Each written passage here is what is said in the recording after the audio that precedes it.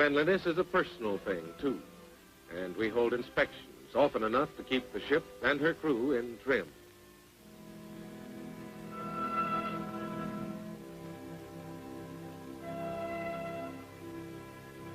Tons of clothes arrive in the ship's laundry during the year.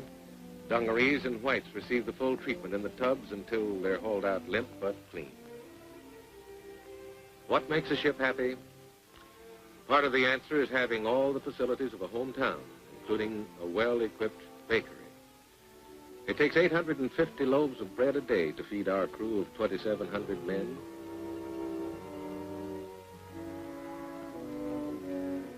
But the specialty of any bakery is their cake. And here, a baker cuts his masterpiece into enough small pieces to satisfy the crew. Of course, life isn't all cake, and neither is Navy chow.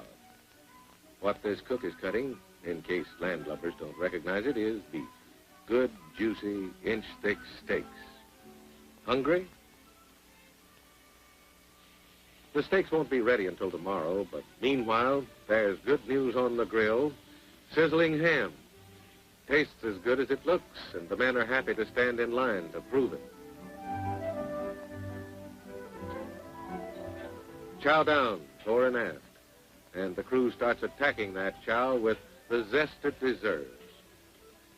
In another compartment, the Marines aboard are having a birthday celebration. The Admiral is on hand to join in the festivities. But the high point of the affair seems to be the dessert. Man, that's real eating.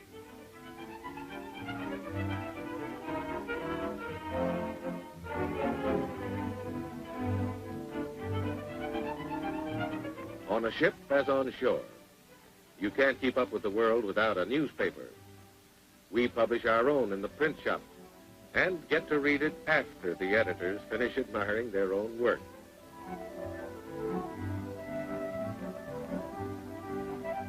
There's a ship's service where you can buy everything from watches to soap. Not as big as the corner drugstore, but just as well supplied for Navy needs. At the ice cream fountain, the star attraction is the Big Dipper, and the crew seems to appreciate it.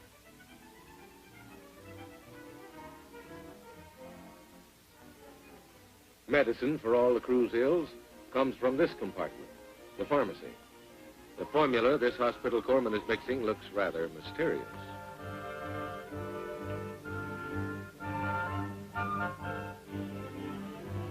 In another medical compartment, our eye, ear, nose, and throat specialist looks a little mysterious himself.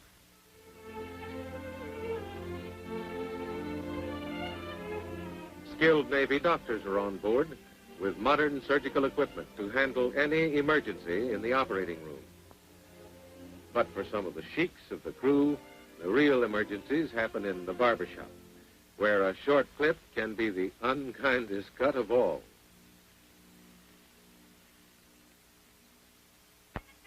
The mailroom is the most popular spot in the ship. By this time, most of the crew have learned that the only way to earn their letter is to write one. And these are going out by air. A waiting helicopter is ready to start them on the first lap of their journey across half the world.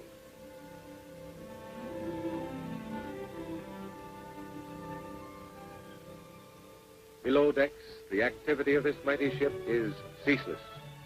In the engine room, the black gang is on the job, keeping the propellers in motion. The machine shop is the mechanical repair center of the ship. A combination of skilled hands and modern equipment grinds, molds, and refits gears for use. The electrical shop is the maintenance center for the miles of wire on a battleship. Here, an electrician rewinds just a few feet of it. Mechanical spare parts for almost any emergency line the shelves of this shop, including pipe fittings, bolts, shackles, and grinding stones. If you want to get the word, this is the place to go. In fact, the ship's library stocks millions of them, written by the world's finest authors. This man, high up the coast of Korea, takes a moment off to read about more glamorous regions down under. Sooner or later, almost every man needs legal advice of one sort or another. A legal officer is aboard to give expert advice and aid when needed. In this shop are the men who keep the Navy from coming apart at the seams. A skillful use of needle and thread, applied with modern sewing machines, keeps uniforms as good as new. Shoes take a beating on the spacious decks of a battleship, and sooner or later they all end up in the cobbler's shop for repairs. Among other qualifications, a cobbler has to like the taste of nails. So another day off the enemy coast of Korea has passed. Our ship has grown one day older, and the crew and myself one day wiser in the ways of battle in these Far Eastern waters.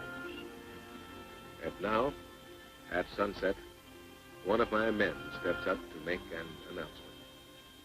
Now hear this. All hands silence for sunset prayer.